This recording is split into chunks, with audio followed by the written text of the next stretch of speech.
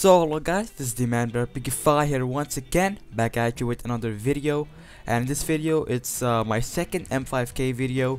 In this video I would like to show how good this weapon actually is with attachments, because my opinion did really change about this weapon when used with attachments compared to the stock weapon without any attachments.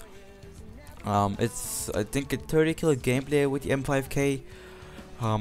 I am not sure whether to call the M5K overpowered or not, but I do feel that in my hands the M5K kinda feels overpowered, with attachments that is.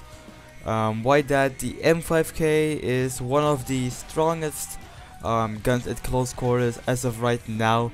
The AX Val and Famas used to rule that, but now since the M5K is released, I do feel that this is one of the new kings of the close quarters, because the M5K compared to something like the AX Val, it shoots a 3-round burst, but that's not really a case because you can fire the burst just as fast as you can if you click really fast. And if you click too fast though, you won't shoot at the maximum rate of fire, just so you know. But the M5K is really good at ammo conserving in that matter, because with the AX Val you run out of ammo like crazy, but with the M5K you'll be able to burst instead of shooting 5 bullets at once, which happens a lot with the AX Val. Oh yeah, and also quickly, the attachments that I was using were the stabilized stock, Stingray max, and Predator barrel, along with the rapid aim red dot. Where was I? Oh yeah, the AX Val and the rate of fire. The AX Val shoots a bit too fast to burst in my opinion, whereas the M5K bursts at its own. So it's easier to, you know, like conserve ammo at longer ranges. And I said in a different video that the M5K is more suited for close range, which it still is, but with attachments, the gun actually performs extremely well on longer ranges. And it kind of feels like an MP5 even, if you use it with the stabilized stock, that is. There are a couple of setups that I would recommend you use on the M5K. The first one is the one that I am using right now, which is Predator barrel, or precision barrel, or standoff or close in, along with something like caskets, Stingray or Viper Max, and the stabilized stock or the tactical stock. This setups makes you have really low recoil, especially with the stabilized stock, which makes your horizontal recoil almost non-existent. And that's, as you can just see, like the recoil is not even there.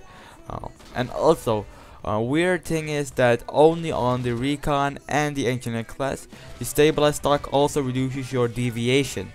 It doesn't happen on other classes, so the M5K also gets a what's called deviation reduction from the stabilized stock, and that's why it's a really favorite stock for me on the M5K.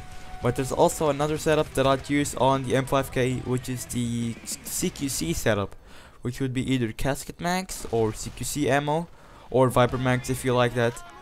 And as for barrel, I'll go with close in or Predator barrel or standoff. But this stock is the most important, which I'd switch out for the balanced, because then at close range you can just spray all your bullets and most of them will just land, instead of having the deviation you know, screw you over. The M5K right now, if you shoot it at its maximum, the deviation will get to you still with the stabilized stock, but at longer ranges you always just burst it slowly, and that's when the deviation doesn't get that annoying to me actually.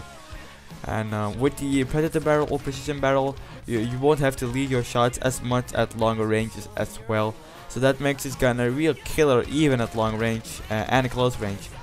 And I tried this gun at Omen and got really good results as well. And actually I picked this map, Omen, not Omen, Karkan, just to show how good this weapon actually is at more medium to long range setups as well as close range, because Karkan is one of those maps that each situation comes in, like every match that I come in, I engage in close, medium and long range targets. See, like that shot I'll consider long range, and this shot would also be considered medium to long range, and you can see it just downs them so fast. And also the iron sights of the MP5, I like them, but for something like long range killing, the iron sights do not work for me that well.